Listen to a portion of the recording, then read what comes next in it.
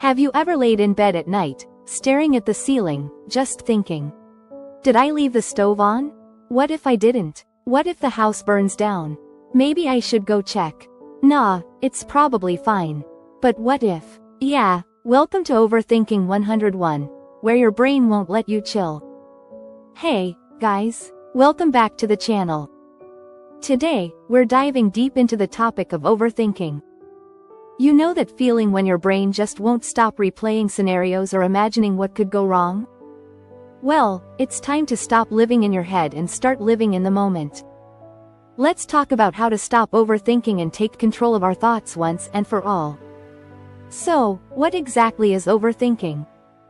In simple terms, it's when your brain goes into hyperdrive, analyzing every detail of a situation or imagining every possible outcome, often to the point of anxiety or even paralysis.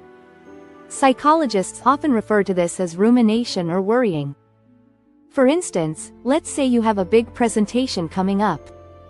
You start thinking, what if I mess up? What if they don't like it? What if I forget everything? Instead of preparing calmly, your brain takes over and runs wild with all the worst-case scenarios. Now, there are two major types of overthinking.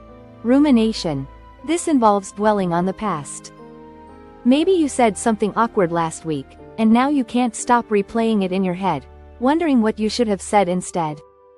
Worrying. This is all about future anxieties. You constantly think, what if this happens? Or, what if that goes wrong? It's a non-stop loop of what-ifs. Both of these can be destructive, especially because they're rarely productive. You're not solving the problem, you're just letting it grow bigger in your mind. Why do we overthink? Why does our brain do this? Why are we so prone to overthinking? Well, it turns out that humans are wired for it. According to psychologists, overthinking is closely tied to our survival instincts. Back in the day, our ancestors needed to think about every possible danger to survive, whether it was a wild animal or a dangerous food source. Fast forward to today, and our brains are still wired to scan for threats, but now the threats are things like job interviews, relationships, or social interactions. This ties into anxiety and perfectionism. Overthinkers often want control. They believe that if they analyze a situation enough, they can predict and control the outcome. But here's the thing. Most of what we overthink about never happens. And all that mental energy we spend?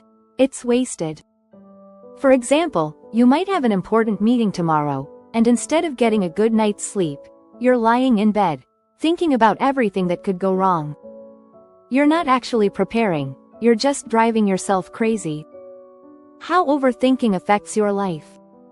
Overthinking isn't just mentally exhausting, it can also take a toll on your physical health and relationships. Chronic overthinkers tend to suffer from fatigue, insomnia, and stress-related health issues. When your brain doesn't shut off, your body also gets stuck in a state of constant tension. And let's not forget how it affects your decision-making. When you overthink, you might spend hours, or even days, obsessing over decisions. Should you buy the blue shirt or the red one? Should you text that person back? By the time you've made a decision, you've already wasted so much time and energy that the decision doesn't even feel right anymore. Signs you're an overthinker. Let's talk about some signs that you might be overthinking. 1. You replay conversations in your head. Ever finish a conversation and think, why did I say that? Then you replay it over and over, imagining how you could have said it better. 2. You imagine worst-case scenarios. Got a headache? Suddenly, you're on WebMD convinced you have a rare disease. 3. You second-guess decisions. Even small decisions, like what to wear or what to order for dinner, feel monumental. 4. You struggle to let things go. Whether it's a past mistake or an awkward interaction, it stays in your mind long after it's over. Does any of this sound familiar? If so, don't worry, you're not alone. How to stop overthinking. Now, let's get to the good part. How to stop overthinking. Here are some proven strategies to quiet that noisy brain of yours. Identify the triggers. First things first. What are you overthinking about? Is it work, relationships, your health? Identifying your triggers is the first step in tackling them. 2. Set a time limit. Give yourself a specific time to think about the problem, say, 10 or 15 minutes. Set a timer, think it through, and then force yourself to move on. This creates boundaries for your thoughts.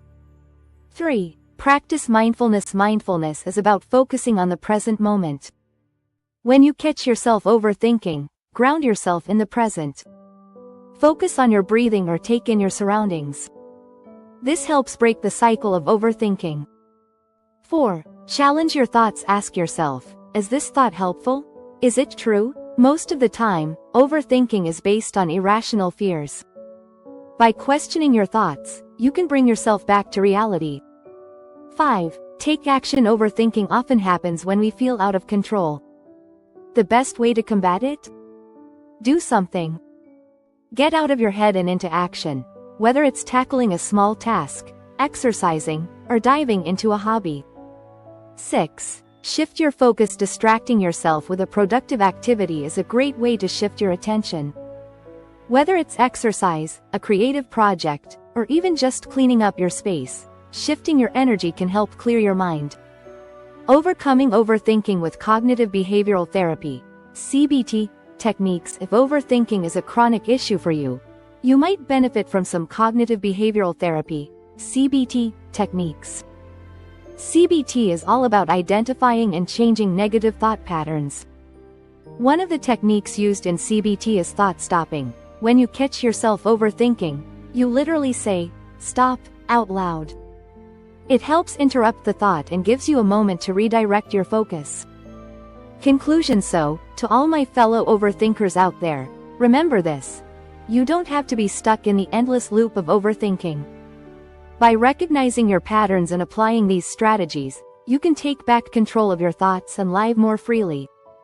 It's not about never having anxious thoughts, it's about not letting them control you. Thank you for watching. If this video helped you, don't forget to hit the like button and subscribe for more tips on mental health and self-improvement. Take care, and remember, you've got this.